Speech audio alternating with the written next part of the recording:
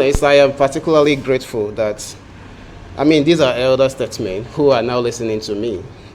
So that is an honor to me, and I greatly appreciate your willingness to listen to someone like me. It means a lot. And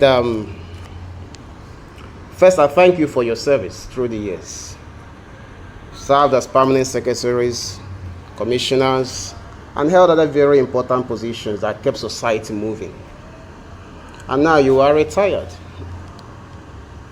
But you see, the very word retirement came from a French word. And it's something that only entered the English language in the 16th century. It was not always there. Sometimes when things become institutionalized, it looks like they were made in heaven. And everybody just continues that way. It shapes how societies work. But all around the world, societies have always been shaped by human beings. And sometimes the interests of those shaping that might not be genuine. But when they become institutionalized and becomes a culture, nobody even cares to question them. We just move along with it. Because by the way, the very word retirement never meant to stop working. That's not what it meant originally. It referred to someone who's stepping out, maybe stepping out of a room, or stepping away from service, from a particular service. That's what the French people originally thought about retirement. In the old societies, the Greek societies, Roman, all of that, people worked all their lives. Except if someone is very, very wealthy and they maybe now continue to work through other human beings. But generally, people continue to work. But eventually, sometime, a German chancellor introduced the idea, something he learned from Thomas Paine about retirement, that it was a good idea to have society take care of the old, poor people. Say the words. Old people who are poor. He thought society should take care of them. And then this chancellor eventually used that ideology really for a purely political motive. The idea was to win the working class people for political purposes. It wasn't because he liked old people so much. And that was Bismarck, a former German chancellor. So he introduced the idea of people stopping work so that new generation of people can enter the workforce. And then eventually, the age was eventually 70, and then it became 65. At some point in the US, a particular act of parliament, established 65 years as the official exit from service. And then we don't even think about that any longer. We just think that retirement has always been a way of thinking. That people at some point should be moved away and government takes care of them. And we almost, kind of forget them. So why am I doing this? Because all around the world, I have been committed to one thing for about 2 decades now. And that is working with people around the world to advance leadership. And where I see potentials and capacity locked in human hearts, it gives me concern. I think of what can be done to unlock it. Because that's how societies evolve. That's how the world moves forward. Imagine a retired permanent secretary who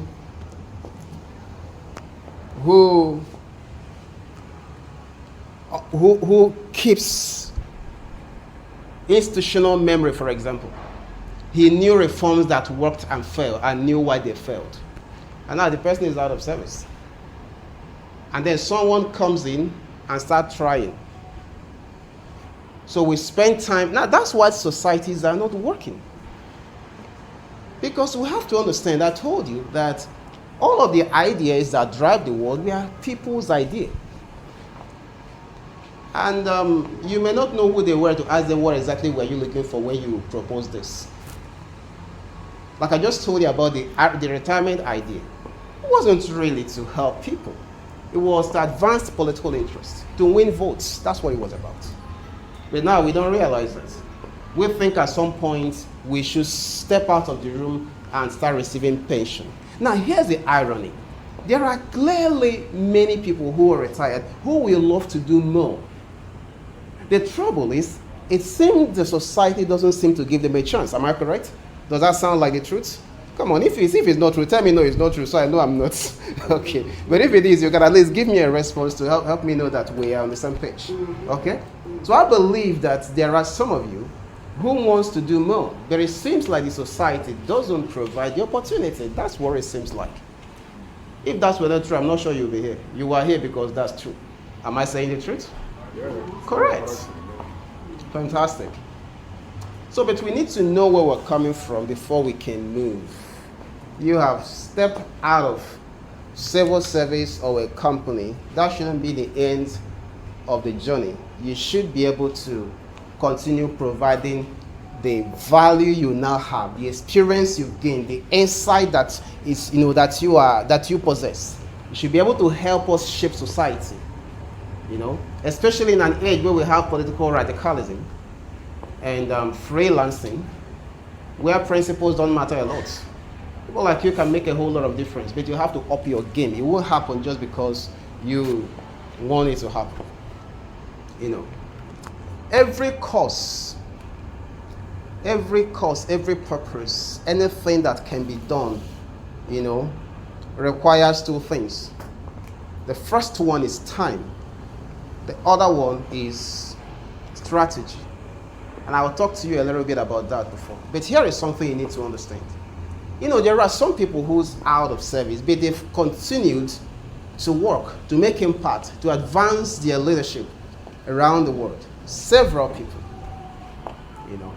There are several of such examples in Nigeria.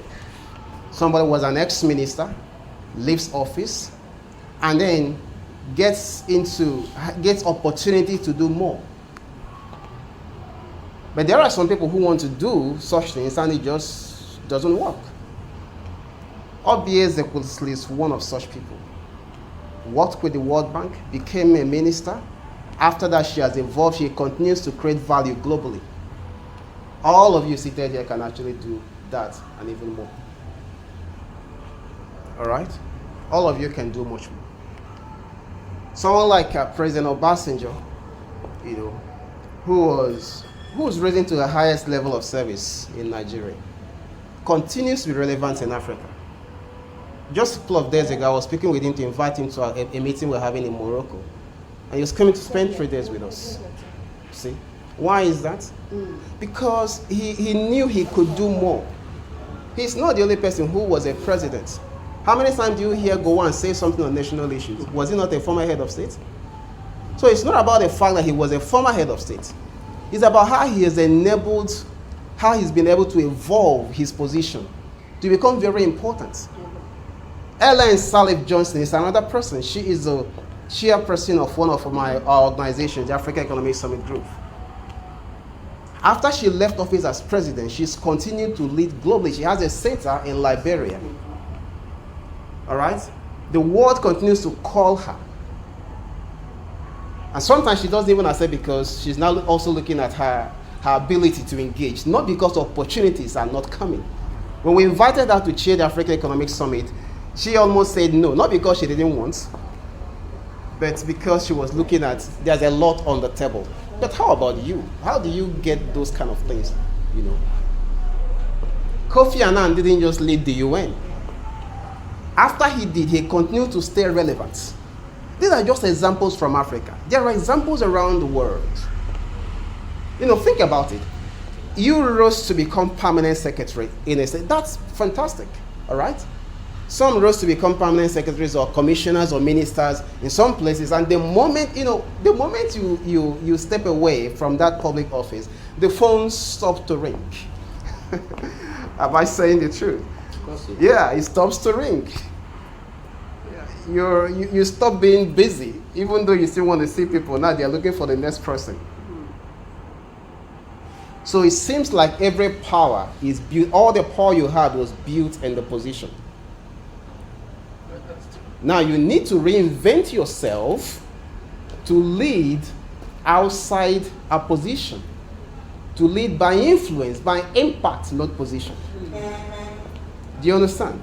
I have never held a public office in my life, but I have influence with leaders in over 20 countries. I didn't achieve that because anybody made me a minister or anything. So that means it is possible. That's what I'm trying to say. That it's possible to lead via impact, not position. But here is an incredible advantage that you have, which people like me don't have. The only thing we might have is what we have built over the years, which if anyone decides to run through, to check, you can see consistency through the years about certain things we've done. So you go, okay, maybe this person can be trusted. So that thing that we have to continue doing to stay relevant, you have built one. It's called trust. For God's sake, if you were a permanent secretary or a commissioner, that means the state vested trust in you.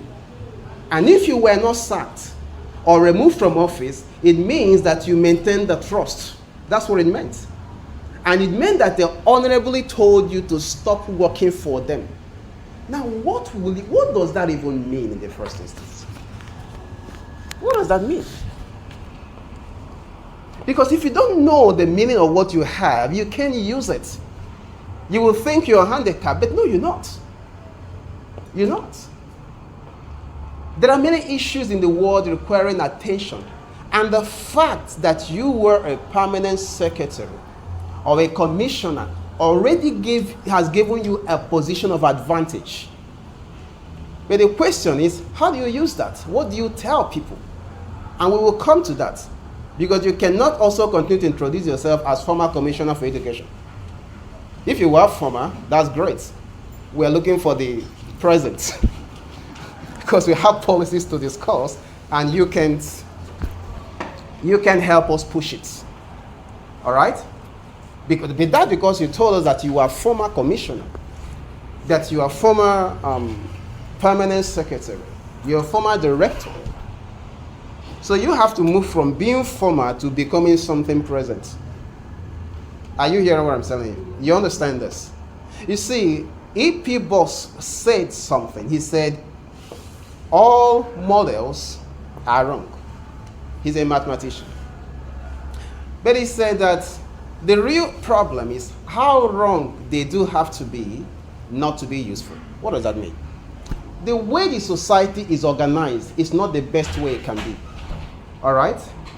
But until someone steps up, speaks differently, all right, calls attention to value available, nothing will change. Nobody will come to you just because you were wherever in the past. They will come to you because there is something you want now. There is a problem you can solve right now. And you see, there are many issues in the world. Years ago, I gave a lecture to a group of leaders, and I was talking to them about how to be globally relevant. Because you see today, it is actually very easy to be globally relevant. Very, very easy, if you understand how things work. And I told them, for example, that the world came together at some point and identified goals that they call sustainable development goals that the world said they want to reach, they want to meet. Now, if my car has a problem, and you are a technician that fixes cars, when you hear, if I come to you and say, my car has a problem, you will say, I can fix it, right? Because that's what you do. If I say to you, my car has a problem, you say, how is that my business? It means you don't understand what you are trained to do. That's what it means. So if the world said, we want to solve certain problems, climate issues, right? Hunger, poverty, and all of that, and they say we also want to solve equality problems, or equity as they put it. But you were a commissioner for women affairs for 4 years. It must be that you've learned a lot about women affairs to be able to have a voice in global conversations around equity. You see that? But if you didn't know that, You'll be stuck there and you find yourself as a former commissioner for women affairs who is now retired or who is not out of office. And perhaps they're looking for the next appointment as another commissioner. And you're trying to lobby. The time you are spending lobbying, I'm not against it. If they reappoint you, that's fantastic. But the time you are spending doing that, there are other things you're supposed to be doing. And by the way, if you are really serious about that, then you've got to position yourself as an expert, not a former commissioner. Because if you position as an expert, then if I'm a governor, I'm most likely to come to you because you are an expert. You have something to bring on the table to help me. Not that you did it before. It's possible you did it before, but you can't do it again. I'm not looking for those that did something before. I'm looking for those that can help my leadership today. You see that? How about if I have a company and I'm looking for people whose faces can demonstrate trust? That's what I say. Do you really know the power that you have? All of you should be sitting in several boards of companies around the world. And we'll come to opportunities that you can take advantage of globally. Some of you travel abroad. You go to the UK, you go to the US, you go to wherever. Those places you'll travel to, there are think tanks looking for people like you. You just didn't know. You stayed in your daughter's house or in a hotel and enjoyed the holidays, and you came back and left opportunities behind. All right? I run a think tank, so I know. I go out looking for people like you around the world to represent certain programs, because we need people that understand culture, understand policy, so that we can see where the problems are coming from and how to advise governments on how to fix them. Now, you realize that if I'm looking for you, there are other people looking for you as well. You just didn't know. You haven't told them that you exist. You told them you were a permanent secretary in 1999, and then you retired and you're receiving pension. Retirement was never meant to be the end of working. That was never the meaning of the word. It was Bismarck that used that for political purposes. The world accepted it because it looks like a good political idea. That's how it came into being. But it's now become institutionalized. It's a culture. People look forward to that. How can you be 65 and you say you're retired? What's the matter with you? That's exactly when the world needs you. Because many of the issues we hear about and see in the world, all right, many of the challenges that we face, you can fix them. But you know the problem? You're waiting for appointments. You want a government to reach out.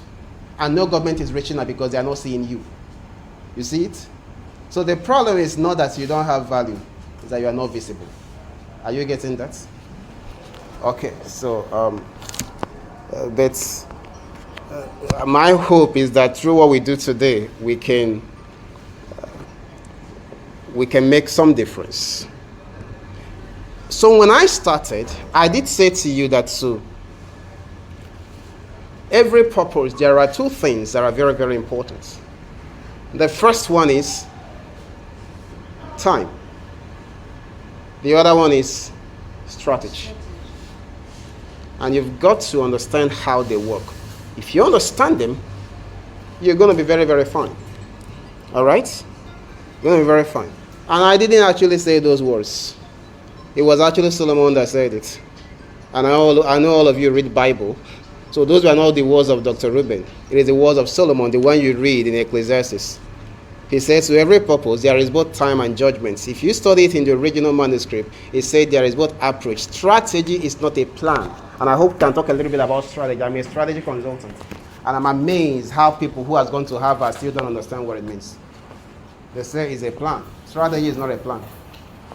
It doesn't matter what you say. As long as you say it is a plan, you don't know what it is. And if you don't know what it is, you can't use it. Yeah, it's true. Strategy is your unique approach to competition and the competitive advantage upon which that approach is based. That's what strategy is. Anybody who has it will win. Anybody who understands it will succeed. You don't even need to understand, you need to use it. I said it is your unique approach to competition, and whether you know it or not, whether you believe it or not, you are competing. That's why you're here, because you are competing. But the thing is, you're probably losing the competition game and you want to learn how to win it. Are you following this? So I bet to do that, you need to understand these two things. The first is time, and we will talk about time. The time that we live in. What this age looks like. What tools are available for both positioning and service delivery and getting attention? What tools are available? Do you know how to use them, or you think they are too new for you? You know? So because we have to deal with that. All right? But let me give you another statement as well. This time from Peter Drucker, a well-celebrated management scientist, that said there are only two duties of the enterprise. And I have extended that his statement personally to say that there are only two duties of every individual. But Drucker said there are only two duties of an enterprise, and he said it is innovation and marketing. Those are the words of Peter Drucker. He said there are only two duties of the enterprise, and he said it is innovation and marketing. Innovation means that you are actively solving problems in a new way. Marketing means that the people know that you are solving the problem. Do you understand that? Do you understand that?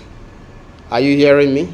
Sure. Are you following me? Mm-hmm. Because this forum is going to have to translate to something. I want to see you become relevant globally. I want to see you sit on the boards of organizations around the world, at least beginning with Africa. There are startups that need your advice, that need what you've understood. There are governments that are making crazy policy decisions around Africa that could need your help, if you understand the power that you hold. And I hope that what we are doing here today can translate to that. Are you following me? Okay. So I need you to understand that your experience is capital. That's a capital you possess. Your experience is capital. You need to understand it. Your experience means something. You are custodians of institutional memory. You know things that worked. You know things that didn't work. You've had scares in the course of your service. You had midnight meetings that translated to nothing at the end of the day, so you know why policies failed. And imagine I'm the governor of Abia State and I'm about to make a horrible mistake. I just didn't know. But the thing is, I didn't know that Dr. Nene could have helped me, because Dr. Nene has not started her consultancy, and she will start tomorrow morning. You know, if I knew she started her consultancy and her consultancy is visible, I'll probably approach her and say, look, we are about to sign a deal with China. You were the permanent secretary, for example, for enterprise development or something during your time. You know, and do you have some things to tell me? You see, Dr. Nene is back to the game. She's back to the game. Now, it's not about gratuity or pension any longer. We are talking consultancy fees. You see that? So that's why your experience is capital. Because the first thing you want to do is to understand your critical assets. One of that is your experience. It means something. That you are not selling it doesn't mean it's valueless. You understand? It means something. Yeah. Years ago, when I left, when I finished my first degree, one of the things I did was to start recording lectures in tapes, basically for undergraduates, but I couldn't sell it. I spent money, recorded them, went to the studio, mass-produced them, packaged them, and then I was struggling to sell it. Eventually, I went to church and used it to give offering in church for first time. Because I didn't know, I couldn't sell it. It didn't mean it was valueless. I just couldn't sell it. Eventually, there are people that made big money out of that. Now, big money, because that's intellectual property. Yes. And the course of time, I learned a little bit about marketing, and I wrote a book. We wrote a book about home business. Some of the companies that do internet business in Nigeria today bought and learned from us. It's true. I wrote a book about internet business then. I started selling it on, we will run the advert on Sun News Online. And what people are reading, they will see how to start your own business. And they will click and go to a website where we run a detailed description. And then we sell a package to you for, this is as far back as 2008. We sell a package to you at 5,000. Just the other day, I decided to check the value of that 5,000. I said, what is it today? And I was amazed that 5,000 then meant 72,000 or thereabout today. And I said, are you kidding me? And that was an ebook. It wasn't printed. People kept buying, all right, to a point that they will now invite us to come and do a physical stuff and pay. One of my friends made over 22 million. He was 22 years at the time. He made over 22 million from selling ebooks. Would you believe that? In Nigeria. That's what happens when people understand what they possess. That young man was so passionate about it. I don't even know where he is today, because he became very rich. Not stealing people. You know, today when we talk about, it's like everybody carrying laptop. A young man carrying laptop in Nigeria today is a criminal. No, because I did that at some point and I was not a criminal.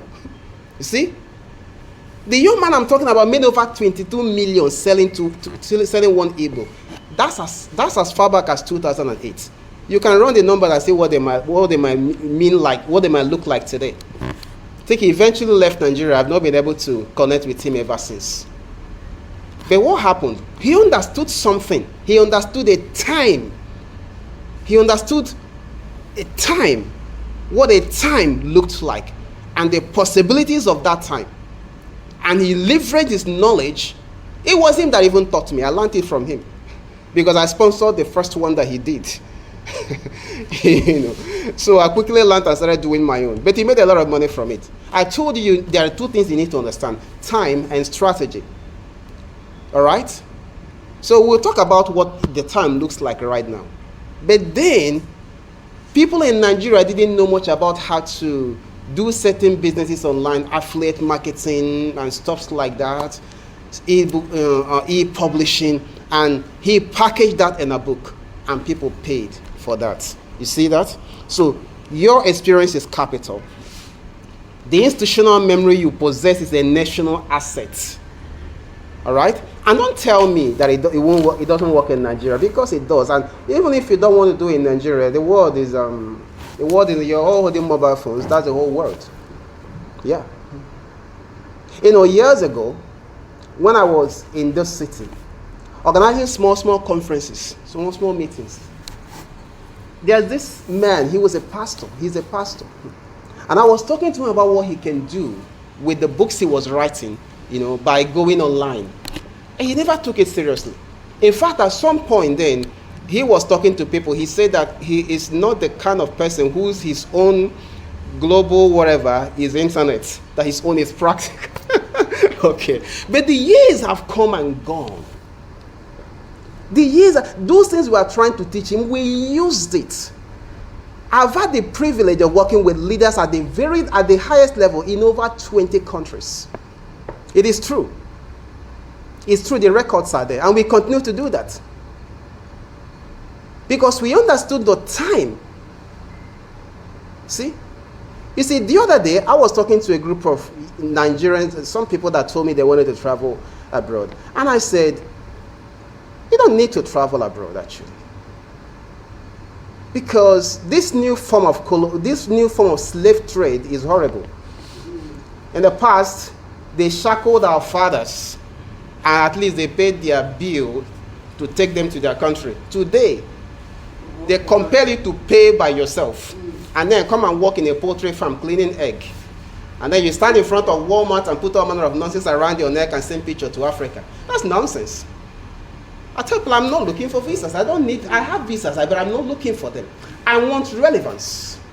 When I go to countries, I speak to leaders of that country, in parliaments, even in Israel, in the Middle East. I was addressing them at they call it KISNET. That's the kind of life I wanted to live. That's the kind of life I wanted to live. Not to pick an egg in the farm of an American lady, or work without any kind of protection at a restaurant in Canada. And I can't speak because I know my papers are not complete. If I talk in America, they will call ICE to arrest me and deport me. I don't want to be deported because I want to remain in America, even if it means living through the nose, paycheck to paycheck. People are working their asses, are taking 4 different jobs at the same time just to survive. But we're comfortable because we want to answer people who live abroad. What's the hell important about living abroad? Nothing. If we were in London right now, we will have 4 walls around us, right? So what's the difference? In fact, this is London right now. You know, there's a way to think about life. You see? Because if you don't change their approach, that's why we continue. Just look at what Trump is now doing, all right? I mean, for me to travel to, if I don't have an American visa, to get it, I'm probably going to have to put down $5,000, before I get it. And if I leave America when I should leave, I'll get the money back. In fact, right now, Malawi and Zambia, their own is not $5,000, it's $15,000. You know how much that is in our wonderful naira? I'll put that down just to enter America as a visitor. Not that you're offering me a job, as a visitor. And if I decide to forfeit that $15,000, I'm probably going to be cleaning plate or serving as a waiter or waitress or working in a restaurant or hotel where they can accommodate and protect me. What kind of life is that? But when people get visas today, their mothers go to church and dance that the Lord has. What did the Lord do exactly? Someone will enter a plane and travel to a place? We have to change the thinking that we have and also change the thinking of people around us. Now, enough of that. I don't even know how I got into that, but I hope it helps. Okay, so I said your institutional memory is a national asset. You should treat it as such. And then your integrity. I talked about integrity before. Your integrity, your networks, and problem-solving abilities are marketable skills. Yeah. There are skills that people pay for. You have a network. Now look at it. If Dr. Nene wanted to, if she had started her consultancy and I came and said, Dr. Nene, let's gather. Dr. Nene could have told me, okay, first of all, you put down 2.5 million as my consultancy fee, you see, because she has access to a network. I don't know, you have never met me before. You probably have never met me before. But I know her. I've met her before. So she knows all of you. If I reached out to you, you might even say, where is this one coming from? You may not respond. So Dr. Nene's asset is valuable. People pay for assets. Why do people pay to attend the meetings we organize? Because when you come in, you see ministers, you see presidents, you see top CEOs. It's a network. So to enter, we charge you $2,000. Yeah, we do. We will charge you to come, to be able to sit down. So is it just that you are sitting down? You've been to such conferences and you see that while people are talking, some are sitting somewhere talking, doing their own talk. Is that what happens? Because they're trying to connect with people.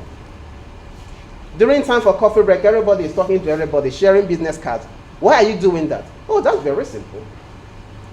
Because of network. Now you have access into that very incredible power. You have networks. It's possible that you were a permanent secretary when Ngozi Okonjo-Iweala was governor. Ngozi Okonjo-Iweala is still relevant. He's a senator today. And it's possible I'm trying to meet him. Now you can set up a meeting between Ngozi Okonjo-Iweala and I if I don't know him and charge me for setting it up.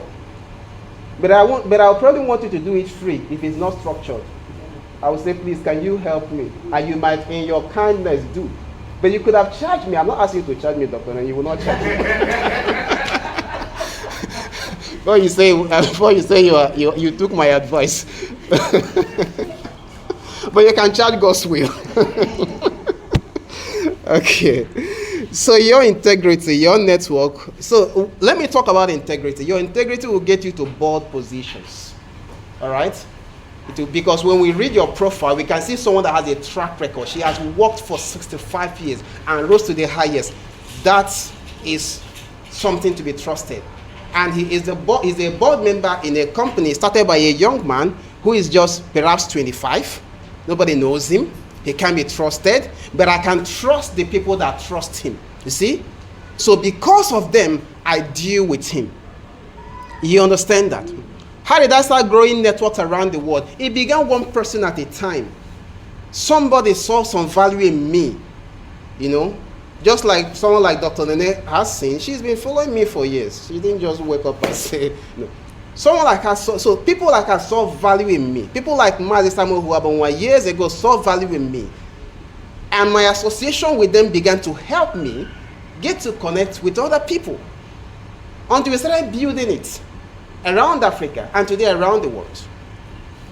That's the power that you possess. You should use it. They are marketable skills. The other one is your ability to solve problems. We've talked about all of that, your capacity, and you should be able to use that to solve problems. Okay? So you are not retired, you are refined. The question you ask yourself is, what do you know that is rare? What uncommon knowledge do you have? It could even be knowledge of failed projects or how projects succeeded. Do you understand? What are you going to do with that knowledge? And at this point, can I invite just one of you to briefly share any situation at all in the course of wherever where your insight was still sought after retirement, whether they paid for that insight or not, that's wherever. Any one of you can share something? Anyone? Would you like to? I'll call you. Come and share. You there. Yeah, absolutely. Yeah. Do you understand the question? I do. Okay. So you can share with us. I'm still thinking about it. Okay, does anybody else have something to share? You can share. Please go ahead. Come on, go ahead. Just very recently, I got called by my former office. Okay. We have, the Ogoni area. Of course I do. Shell operated there and left quite some time ago. Mm-hmm. But we still kept in touch with the Ogonis. Okay.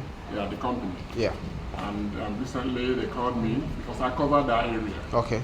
And they asked me of a particular community, what was happening there. Okay. We want to go back there. Okay. It's another company now that's operating in that area, Renaissance. Okay, Renaissance. So they asked me about that particular community. And I remember very clearly that at a point, the community had to go out. They all went away from the community. Wow.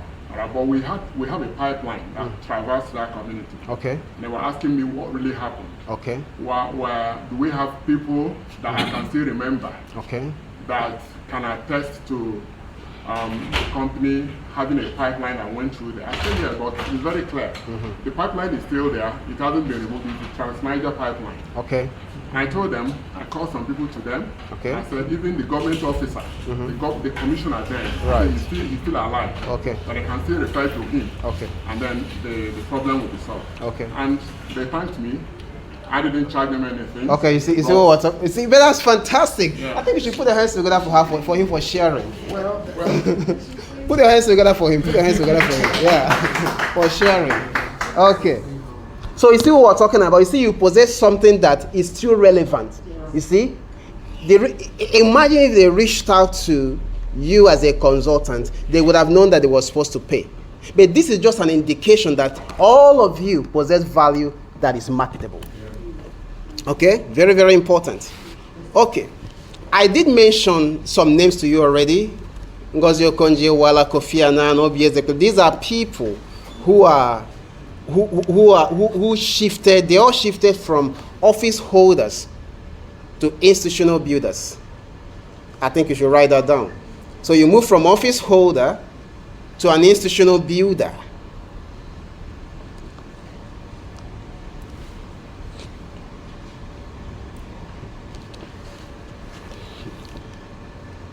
But here is one challenge that people like you will always face. And it is a fact that it is your mental framework about yourself. Sadly, that's what society has done. And that is what needs to change. Because, as I did say earlier, retirement is not a retreat. Leadership post-retirement has to be proactive, not passive. That means you grab the bulls by the horn and you have to think beyond appointments, think platforms, think products, think partnerships. Think platforms, think products, think partnerships. What products will you create based on your insight and experience? What services can you provide? What partnerships may you require to be able to do more? What partnerships? I talked about board positions, but there can be more. You've got to understand the power of partnership and what you can do with those partnerships. What platforms can you create? Now, thanks to Dr. Nene for this platform. This is a platform and it can evolve into something very, very big. All right? So you need to know that it's not over. It is You see, it's like the end of a project, the end of a particular phase. A new phase should open up. All right? And the thing is, when it comes to this, so I want us to deal with some challenges that people who are retired usually face. And one of them is mental blocks, where you say to yourself, I've done my part. No, you haven't. Legacy doesn't have expiry date. Leadership doesn't retire. All right? You don't stop being a leader because you retired from a particular appointment or office. You stop being a leader because you stop leading. As long as you're willing to lead, you remain a leader. And leaders get paid for the work they do. But those leaders have to frame what they call a value proposition. Those leaders have to have a target audience. Those leaders have to reach those target audience. Those leaders have to make themselves relevant to those audience. And then those leaders should be able to capture value back for the work they do. That's how business works. So you're not done. You've not done your part. You've done a certain thing. There is more that can be done. And then there is this fear of irrelevance. You're worried that the world has moved on. But wisdom is timeless. You just need to package it right. The world hasn't moved on. The world needs you. And then most people lack the understanding of the time. Now let me talk about that. When we talk about time, we are looking at a particular period in history as defined by the technology, the acts, and the culture of that period. Do you understand that? Should I say that again? Yes. Good. I said when you talk about time, you are looking at a period as defined by the arts, the culture, and the technology of that period. Do you understand that now? In 2008, no one discussed anything about artificial intelligence or ChatGPT. Nobody did. In fact, most people were still struggling to understand social media then. It was a time period in history. Now, do you see? Let's just talk about social media. It was a time. When that time came, it unlocked opportunities and destroyed certain things. For example, before that period, if I needed to talk to people en masse, I need to go to the television and pay them. So the television, those media houses controlled the supply side. So I need to go to a TV and pay them, and then they bring me on. Right now, a young boy of 18 years could reach 18 million from his Facebook or Instagram. That's a serious change. So if your life was structured around that age, it means you are living in an era that has gone. That means you will not be able to exert relevance in a world today. I told you there are two things, time and strategy. So at that time too, if you are not going to the television or radio, you go to a newspaper or a magazine, and they would take what you want, put it where they want to put it, and then they circulate it. You have absolutely no control. You have no idea about how many people will see that and what they might be feeling about what they have seen. You have no idea. What you know is that they probably have a large reach. You put it on CNN and people must have watched it. So you are waiting to see if people will call you. That word changed, you see, because there's a company called Google. You all know Google. You have it all on your phone. I think it was around 1995 or thereabouts when Google came up with an innovative idea about advertising. And what was that? To advertise, before I said, the media houses controlled everything. Google changed it. They introduced what they call AdWords. And here's how it works. You create an account. Of course, there are rules and terms and policies to guide what happens, including words you can use. But you create an account and you design the advert, you write the very words that you want within the space they have agreed. And then you enter all the details, and then you click submit, and then they review that, and your advert goes live. When one person clicks on it and you log into the dashboard, you know that one person clicked. Now, that was a game changer, and that was one of the things that made Google an extraordinarily successful company. What happened? They understood time and how life works in that time. You see? So you cannot be successful with the ideas of a bygone era. That won't work. That won't work. You see? Probably there are some of you who may not be on Facebook. You should be. Don't think it's for the Gen Zs. No. Because your leadership has to be relevant at all times. You understand that? You are made in the image of God. And God's leadership is relevant to everybody, including the one that is 2 years old today. Am I correct? Everybody talks to him. All right? If they can talk to him, they should be able to talk to you through the channels that they are conversant with. Because you see, in life, one thing you have to deal with, see, I'm a businessman, so I think like one. I don't think like a civil servant. A civil servant works and gets paid. All right? A businessman creates value and commands payment for that value. So as a businessman, I don't think about what are my needs. Do I need gas in my car? Do I need to pay rent somewhere? I don't have to think about my needs. I think about your needs. Create something for you. Tell you about it. That's what marketing is. And ask you to pay me for doing that for you. When you pay me, I can buy the banana that I want to eat. But if I'm thinking that I needed banana, and I'm thinking of what to tell you, I might be begging you. Or I might be telling you something you don't need. I might be trying to force you to buy a product you don't need. You see the problem people have? No. You don't create businesses or platforms to serve your purpose. No. You create it to serve other people's purpose. And then you charge them for making use of what you have created. That's the kind of thinking you must now possess. Are you following this? Are you with me? Sure. Okay. That's how to be, relevant post-retirement. So, what are the tools available today? First of all, let's start with the basic ones that have been there all the time. All of you need social media handles. You need platforms. If you are not on Facebook, you create one today.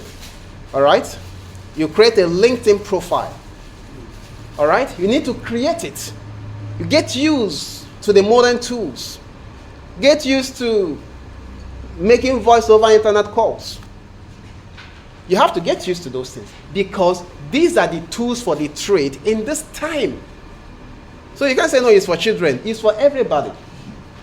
It is for you if you want to be relevant. All right? So you have to get that knowledge. You may not know how to use it, but you can learn. Everybody learns. When you bought your iPhone, you learned how to use it. Your hand didn't start automatically moving on the screen and you were pressing the right things. No, you learned it. You opened the apps. You looked at them. You downloaded the apps you needed. You learned how to use them. Is that not so? Beautiful. You learned it. The other problem you might have is isolation. You see, transitioning from high office to private life is often lonely. The phones will stop ringing. The letters will stop coming in. The visit will cease. It's so crazy. Someone I once worked with, I think it was with President Jonathan, once told him what happened. The moment Buhari was declared president then, all the people that would sit waiting for His Excellency were given excuses. They needed to travel to XYZ. They won't be able to come to see His Excellency. All of them were headed to Daura. So the visits will end, and it can be challenging. It can be lonely. No, don't feel lonely. It's just a transition. All right? It's a transition. That silence is your reset space. It's a reset space. It's a chance for you to think, reset your mind, reset your work, and come up with new ideas on how to move forward, going forward. And the other one is pride and ego. You might say, for God's sake, I was, come on, you know who I was. Commissioner for Education. I had 2 policemen following me about opening doors for me. I had a driver. And now I have to start small, start a consultancy. You know who I am. No. Service is an honor. All right? Service is an honor. So we come out from the mentality that in our office, when people come, they must respect us in certain ways. Have you heard people tell you, this is my office. You can't talk to me like that in my own office. That's quite interesting. When they stop coming and stop talking at all, you soon close the office and go home. So it's important that, people should speak respectfully, but leadership is a game you've got to manage carefully, knowing that your value is measured by your ability to handle situations. Of course, nobody should tolerate being insulted, but do not let pride and ego of your title become a limitation to dealing with people. If you do that, you lose the partnerships required to create value. If you don't create value, you cannot lead again. You see that? Now, these are the issues. So pride and ego is very important. You need to deal with that. Are you following? Do you have any question at this time? Okay, I'll move forward. So let's talk about a little bit of... Now, for those who are just joining, welcome. It's good to see all of you. Well, we have... Dr. Nina is there. But we've been talking for over close to 1 hour now, I believe. So you must understand you've missed a lot already. But don't worry, there's something we'll do for you. We'll make sure that in some way, shape, or form, we put the conversation in some way, shape, or form on the Brian Reuben Digital Vault. Now, Brian Reuben Digital Vault is an amazing platform where there are tremendous resources and tools. You need all to go to that digital. We'll put the link on the group so you can find your way to it. But aside from what we're discussing today, there are a lot of other tools that you'll find. We'll try to put this one there as well. All right, so you don't miss anything. Okay. What did you say? Yeah, we'll share the link. It's a link so they can go there now, follow the necessary process and download it. So I did say that there are opportunities. There are doors that are open. The world still needs your wisdom if it can find it. Okay? Now, finding it is the reason why you have to structure your services and position yourself. All right? That's why you have to do that. Okay?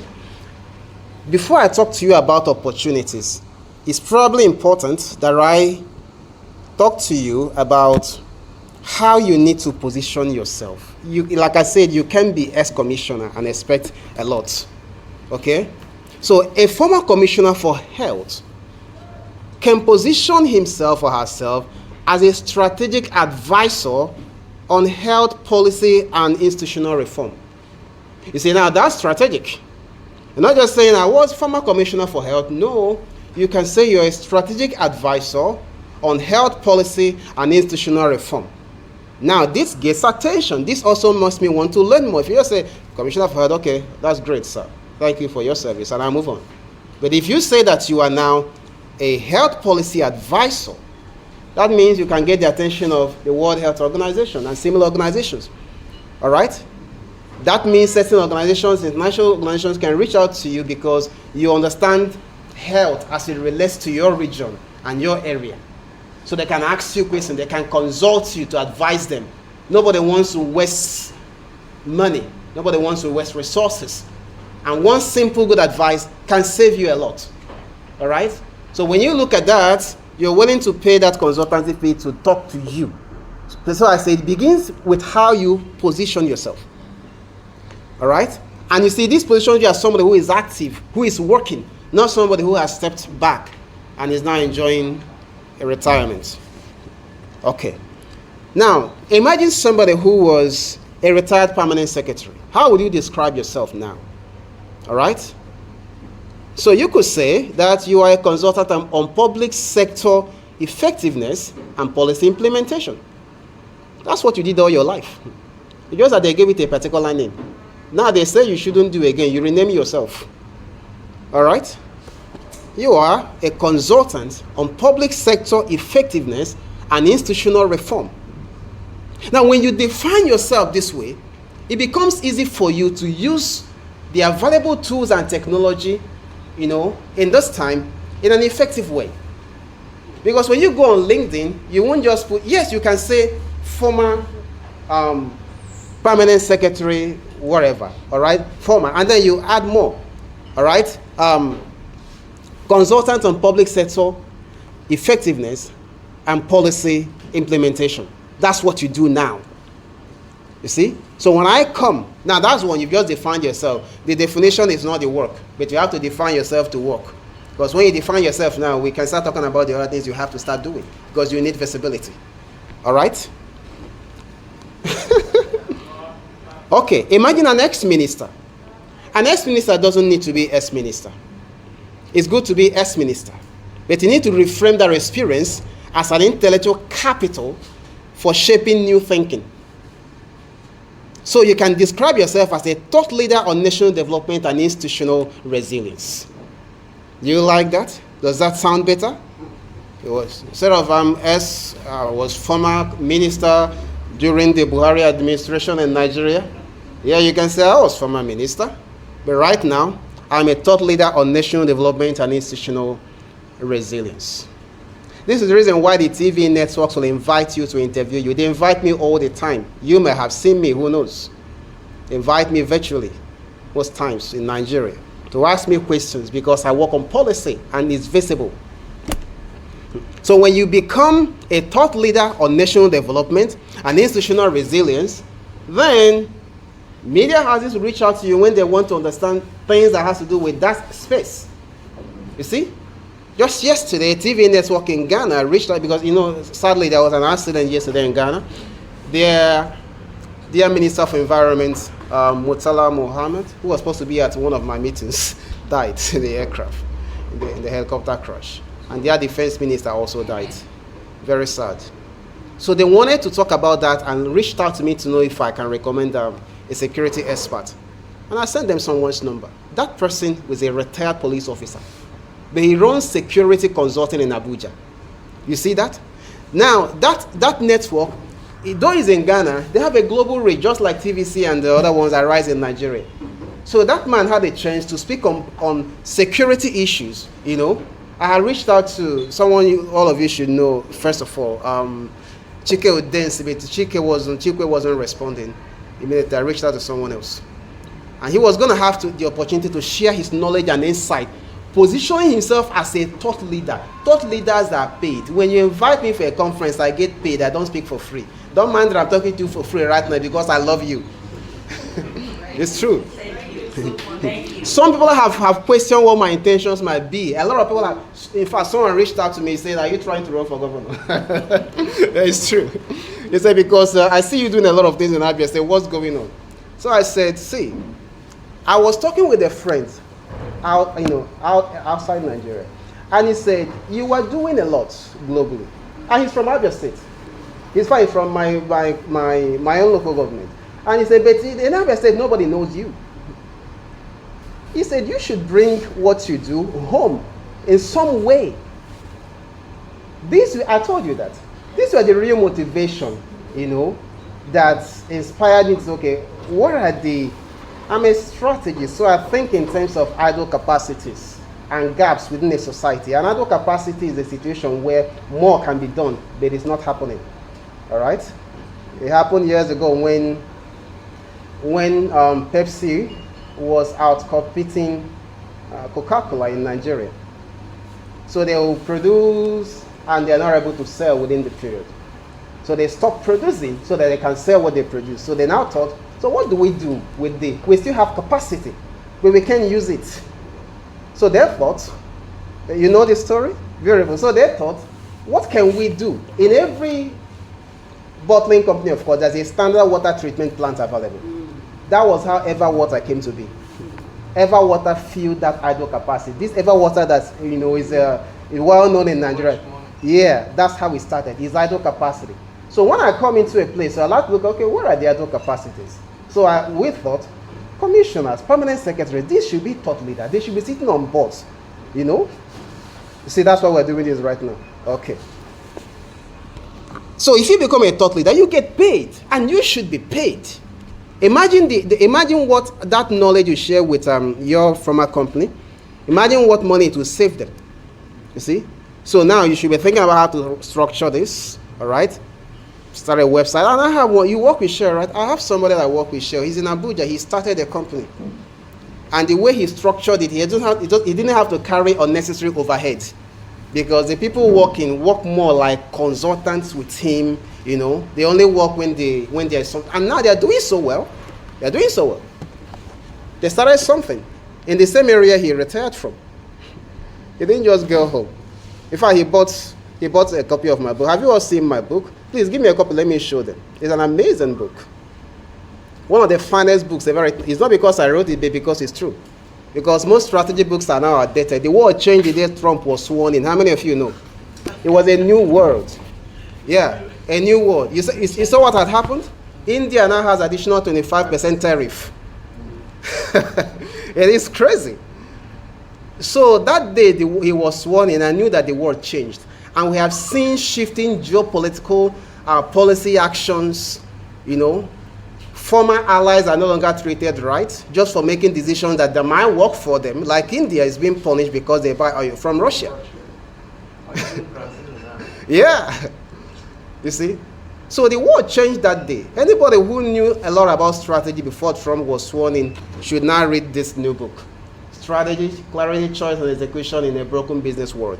It's the finest book on strategy. It just came out. Clap for me. Clap for me. How much are you paying for this clap? I'll give you a discount of $1. It's 20 pounds. I'll give you a discount of £1. You pay 19 pounds.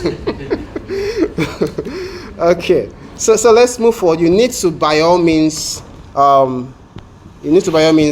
know, as I'm talking to you, you should be thinking, how should I now present myself? You understand?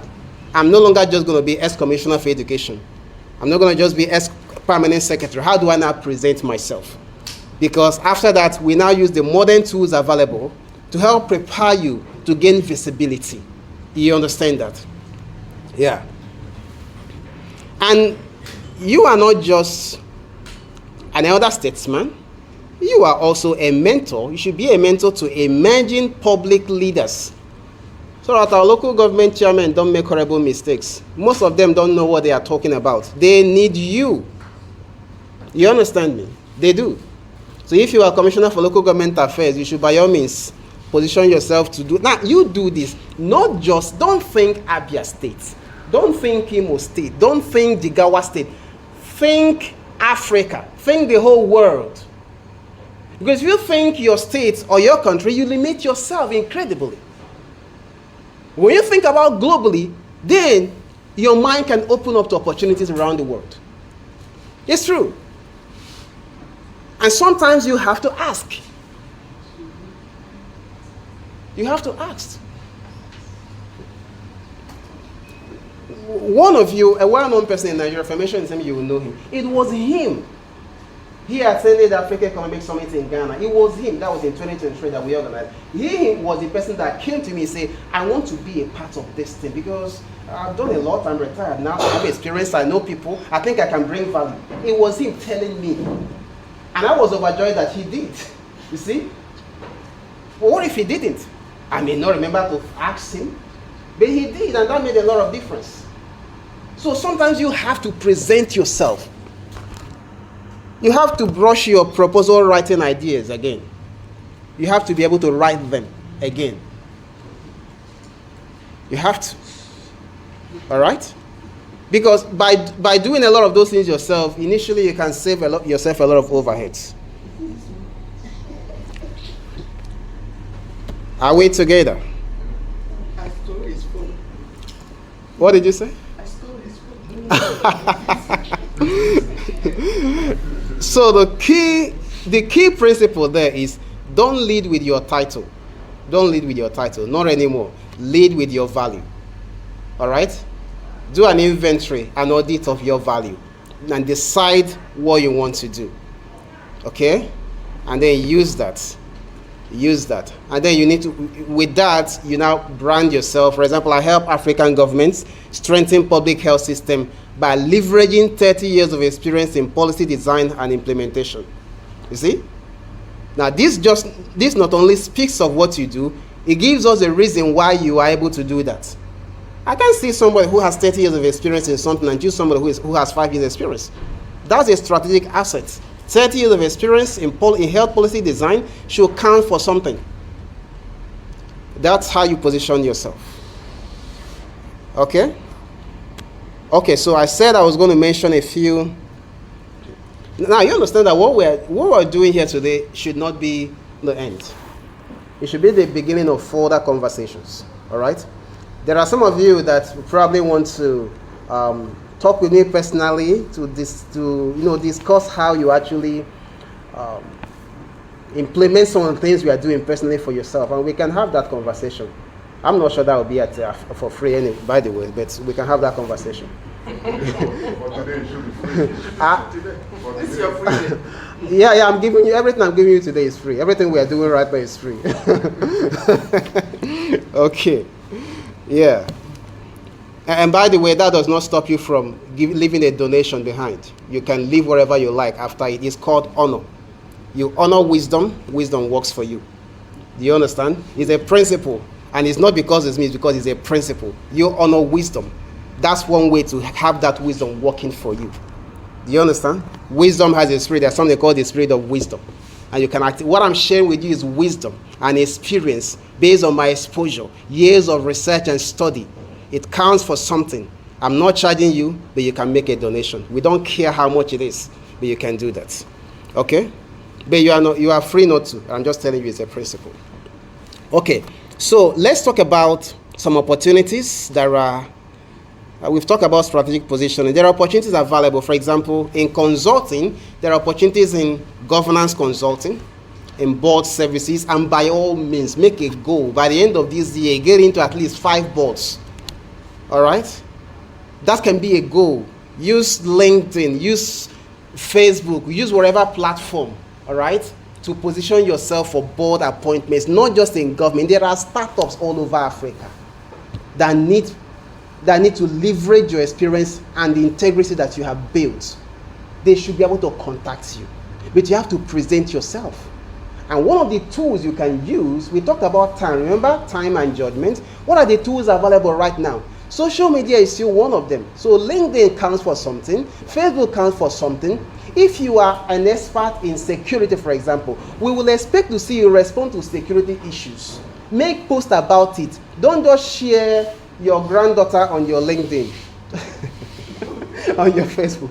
After doing that one, talk about those things you want to be paid. There's a security situation. You can bring your analysis. Do you understand? And you should be able to prepare your profile to engage media houses so they bring you on as an expert to speak on issues. They should bring you on their news, on analysis, to comment. They say, look at what just happened in India. Can we get your comments on that? And the whole world is watching you, seeing that expertise, so that they will have a reason to pay for that. But they won't just call you. You have to prepare for that. You understand? You have to prepare for that. Prepare yourself. Prepare your profile. Set it up properly. All right? And start commenting on issues. Commenting on issues. When a group of people invited me to Israel to speak to leaders from over 5 countries, I said, because honestly, I didn't know how that happened, because they called me on my personal line. I didn't know how they got it. And they said one thing. When we eventually met, they showed me most things I have done in the past. They said they have been following and tracking and documenting it. Those things were on social media, things we posted. You see? What if we didn't post anyone? You see? So social media is a serious place. When I talk to people, I say, listen, I have met very important people on the social media. That place that looks like it's a crazy place where you post things that are not serious. No. I have met important people. I have met ministers there. Some reached out to me, some I reached out, including some Nigerian leaders and other people around Africa. and at least 2 presidents. That will surprise you. 2 presidents. 2. But if you go to my profile, you will realize that I'm not sharing my children eating biscuits. That's not what I put up. I share things that will help you understand who I am and what I do. That's what you should do. If you are a security expert, you should share things about security. What are your thoughts on security situations in Nigeria, in Africa? What are your thoughts on health situation in Africa and Nigeria? What are your thoughts on World Health Organizational policies? Are you tracking them? Do you know them? See? Are you still abreast? You have to. Environmental, for someone like you, environmental issues, all right? What are your thoughts about it? Do you think that the policies right now are fair enough about climate issues and the rest of that? What are your thoughts about COP? This COP that they go for in one country to another. What are your thoughts? Recently, I wrote an article that you can find in several media houses, and I was saying that the WTO doesn't need to keep existing because it's useless. The very things they are set up to be able to address are happening right before them, and they're powerless. Trump can wake up one morning and and they do nothing. So what's the essence then? Okonjo-Iweala is doing her best, but the thing is, it's like trying to revive a dead horse. The WTO is gone. You see, that's my thought. And I could be wrong, but at least I have an opinion. And I had the boldness to share it. You see that? Yes, that makes me visible. Yeah. In Abia State, I had an opinion about the airport. So when they were trying to launch it, one of the radio stations reached out. They called me. They spent their time called me to be able to make some statements about it. Far away from where I was, there are people in Abia State they didn't, because they called me, and I shared because I had an opinion about it. You see? So you don't just have opinion; you engage. You messed up my mind that day. Oh yeah, it's true. No. You see, I have no problems with Governor Honest, and I respect what he's doing. At least the roads are very good. Umar is beginning to look like a city. That's fantastic. But you see, there were low-hanging fruits. Low-hanging fruits, right? For example, in agriculture, if we invested in mechanized agriculture, revive the farm settlements, use modern equipment to not only produce these things, but build clusters so we actually process stuff. We don't need to be shipping yam and plantain. No, we can process them. That means technology goes into it. The returns on investment will be that our GDP will increase, people will have jobs. Yeah, not an airport. The under airport or sometimes only had how many passengers in 10 years?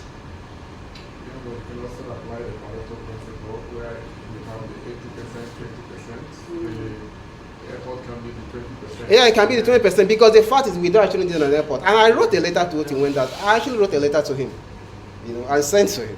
I said the airport is a useless idea. I was very blunt because it is. Why? It doesn't have a strategic purpose right now. We have one.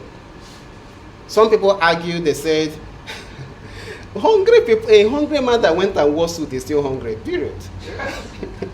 You're wearing a nice suit that you bought, whatever you bought, but you're hungry. You are hungry. Yeah, so even in this suit, you won't look very good. But when you eat and wear just shirt, you'll be fine. You see, you'll be fine. So there are low-hanging fruits. Deal with agriculture, deal with energy. All right? If subsidy is removed in Abuja, it doesn't have to be removed in Omaha. It can be in Omaha. Yeah, it can be subsidized. The United States government subsidizes United States Postal Services or Post Office, yeah. Because for the past number of years, they have not been profitable, not once. Because it's an engine for managing logistics. That's why companies like Amazon survived, because of that. If we are investing in train services, that will make sense to me. Yeah. Open up the space, not airports.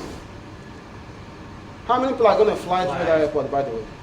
People who are looking for how to feed their families. Inflation is at all-time 32% in Abia State. People are looking for food to eat, gas to drive their cars. How many people fly?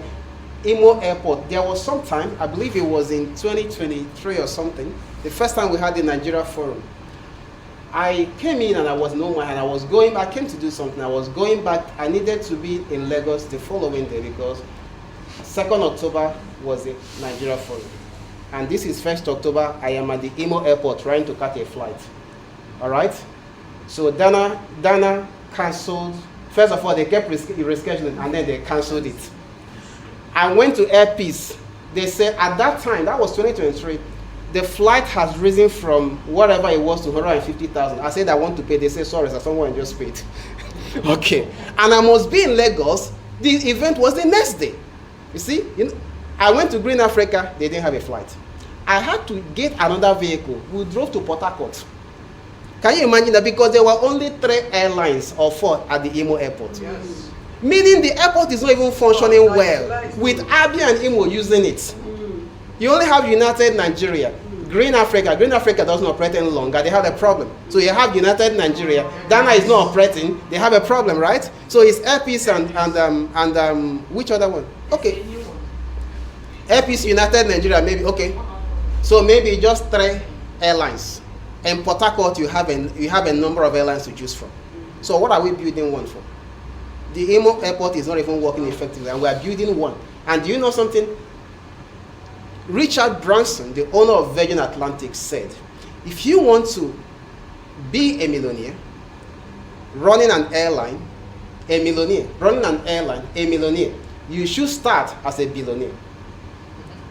Because wild airline looks fanciful, it's not a profitable industry. There are a lot of competitive issues and pressures in the industry. Unions, for example, you can't just pay a pilot whatever you like. You see? So that's something to deal with. And then in a place like Nigeria, the gas to fly it in the first instance is a big deal. You see?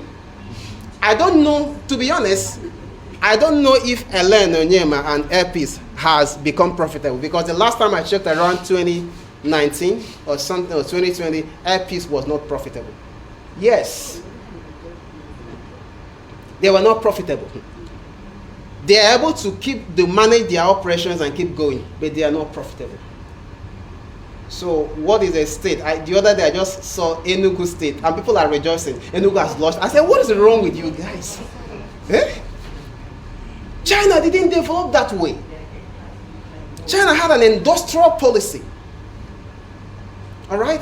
Subsidies, for example, companies like Lenovo survived because China invested massively in them. They had subsidy policy. Then they have certain sectors that the state itself invested in and controlled and managed it properly. That's how China became what they are. China also sought to ensure that Chinese people were well trained. They sent people to Harvard. I'm not even advocating send people to Harvard. I'm advocating that you bring Harvard to Abia State University, because it's a university too. It's true. Someone built those ones too. You see, many times in Africa, our value system is very bad. We are so short-sighted, so limited in our thinking.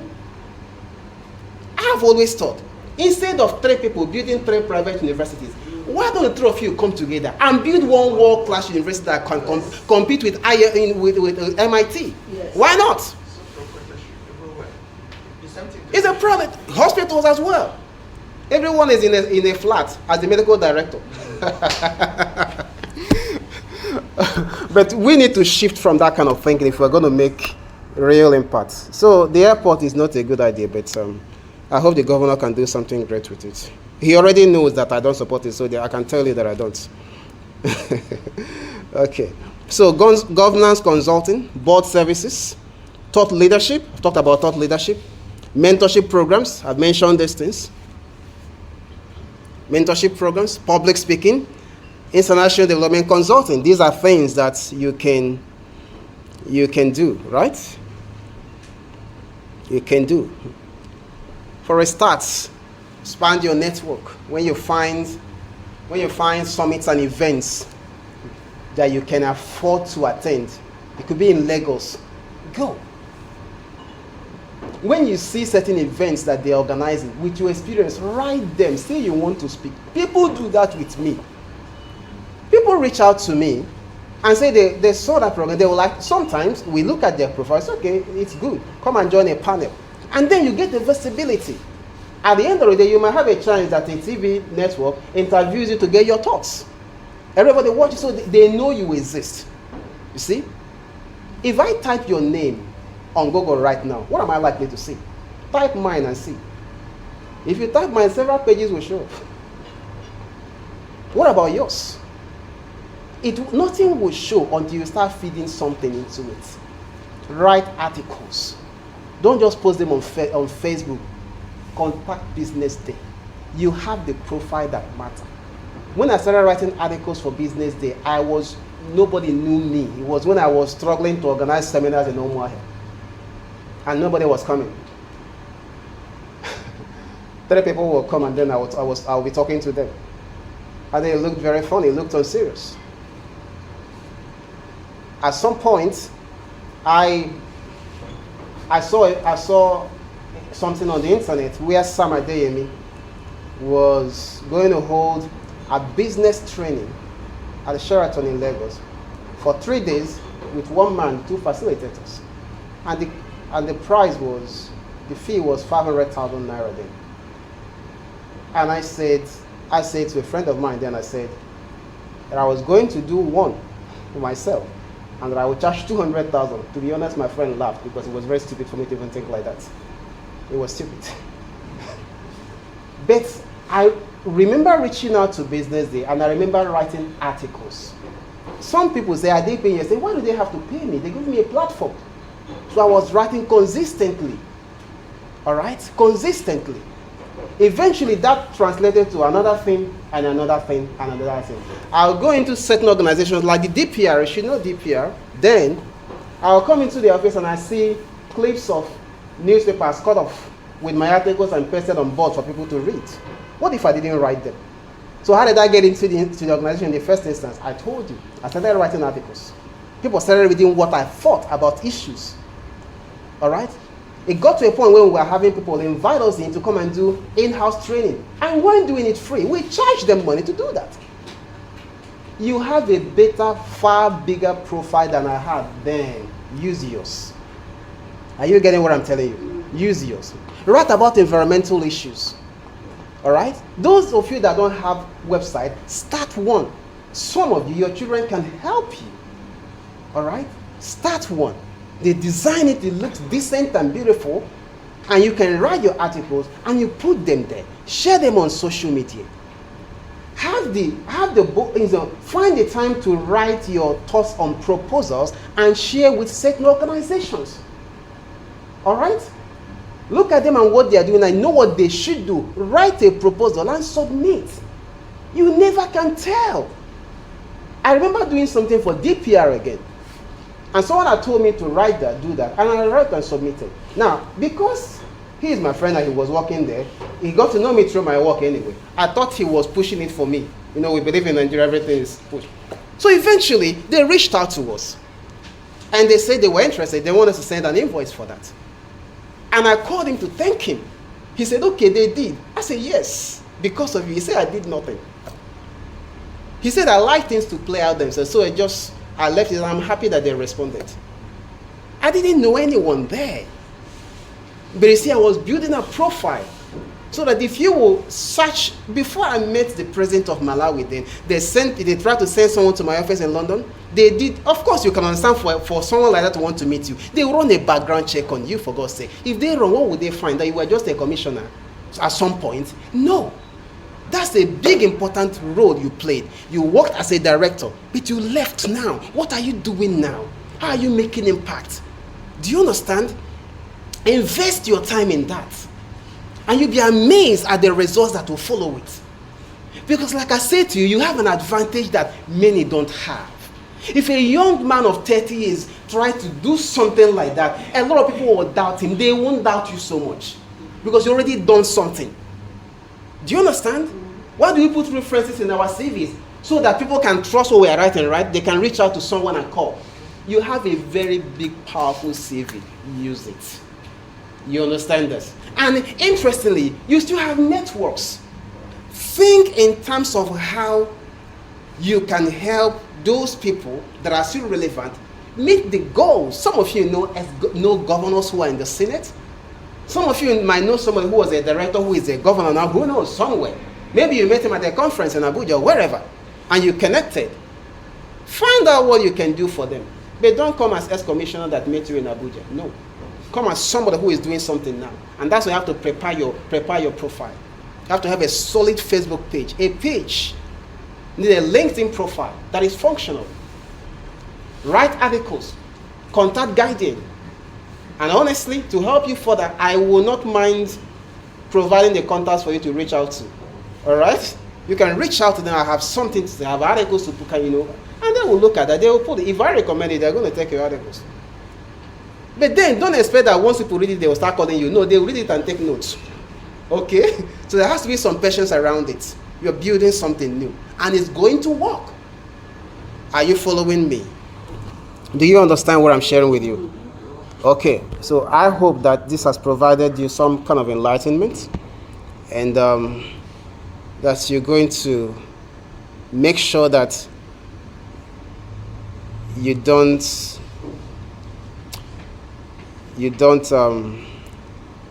allow anything hinder you. Don't let lack of awareness for opportunities hinder you. You find them. They are everywhere. Like I said, any one of you that sees a summit, a conference anywhere, Addis Ababa, Cairo, wherever it is, it should get your attention. It should get your attention. Write in. Tell them you want to contribute. Sometimes you might find out that even if they are not willing to sponsor you to be there in person, you might speak virtually. See? Virtually. But set up your space. Let it look powerful. Get the lightning in order. Get some young people. You all belong to churches. There are young people there who all can understand better than you do. They can teach you. They can help you set things up. Do you understand? But you stay relevant. If you stay relevant, you continue to lead and you continue to earn. I've mentioned tools for the journey for you. So let me give you a framework that you can use. I want to write this down. Number one, clarify your vision. What legacy do you want? Clarify your vision. Clarity of vision is very important. Secondly, are you ready? Audit your strengths. What problems can you solve? Audit your strengths. Thirdly, you ready? Choose your platform. Where will your voice matter the most? If you worked as a commissioner for health or permanent secretary in the health department, I'm not sure what you're trying to do with financial industry. I'm not sure why you want the banks to contact you, except to advise them on employee health policy. Maybe. So, but choose your platform. And then start visibly. Write, speak, mentor, serve. Start visibly. Write. Start with your Facebook today. Make a post. All right? Make a post. Redefine yourself. Call it, say, let me reintroduce myself. I am a public sector strategic advisor, whatever you choose. Let me reintroduce myself. If you already have Facebook and LinkedIn, update them with new titles. Get a good professional picture there. Except if you have a logo. Don't put the picture of your dog or cat that you love so much. No. Put your face. They won't kidnap you on Facebook. I'll guarantee you they won't. All right? A professional looking one, well, the type Dr. Nene has, her own is very good. Put something like that. All right? Something professional. I'm not seeing your own. I'll look for it. You put something like that. Something really professional. You need to do that. And then you start writing, start speaking. We'll try to, when you're ready with your articles, we'll try to help you get them across on certain platforms. And by the way, I have platforms too. You may not know that I also have a magazine that let me see a copy. We have let me show you. Now, these are an old copy, by the way. But we have a magazine that is called Policy Intel. This was the very first copy. It's online, policyintel.online. This is an old copy. So if you write good articles, I have platforms where I can actually, you can even contact us, we'll put it there for you. You see? Can I have a look? Oh, sure, you can. Yeah. We do reports. We have a report there, it's on the table. That one is our report on I think what is the title again? The Nigerian Housing Report. Yeah. State and future of housing. It was widely distributed, all right? The state and future of housing in Nigeria. So assuming you are somebody who is in that space, you might work with us to write the next report in 2026. See, these are opportunities, but you have to make your voice heard. You have to make it heard. Okay. You have served your country. Now it's time to serve your future. And that begins today. I want to thank you for listening. I believe you've learned a thing or two. My hope is that you can use it. It won't use itself automatically. It may not be easy. It's not something you've been doing every day. You might experience discomfort. You might want to write an article and you say, not today. But you can put yourself under some regulation to make it work. One of my books, The Chaos and the Profit, I was only able to write it because I made a deal with one of my executive assistants then, Bola. And we agreed that any day I didn't deliver, I was supposed to deliver a chapter every week or every 2 days or something. I think 2 chapters every week. And we agreed that any time I didn't deliver, I was going to pay him. And Bola was a very strict, Bola dealt with me. Because every day he would show up. He said, Dr. Brian, it's remaining 4 hours. Yeah. Every day, every time it was you, he would show up. Sometimes I have to play. I say, please, can I have one more day? He said, no. He will send it to me today. Sometimes he agreed. And eventually, within a very short period, I wrote The Chaos and the Profit. An amazing book. It's on Amazon. I wrote it because Bola made it. Without Bola, I never would have written it. So you can regulate yourself. You can get someone to put you on that check. All right? And you take that seriously. Because now, Bola was my staff. I could have told him, Bola, keep it for now. We'll deal with it next month. But I accepted his leadership. And that made me produce the book. You can do a similar thing for yourself. Because you pick up your pen, you want to write an article, and your iPad, and you just don't have the time. Sometimes what you write is not even clear for you. It begins by paying attention. When you hear of issues, don't just see what these people are doing. I believe that leadership is a fundamental human responsibility. I believe that there is a place where you come in, and there is a place where I come in. And there's a place every one of us must come in. All right? While we must hold people in high offices responsible, we must therefore then do what we must do ourselves, whether they are doing theirs or not. And part of what we must do sometimes could be to hold them accountable. It could be to speak the truth to them. Do you understand? Because we live in a society as well where people do not have the ability to call out those in leadership.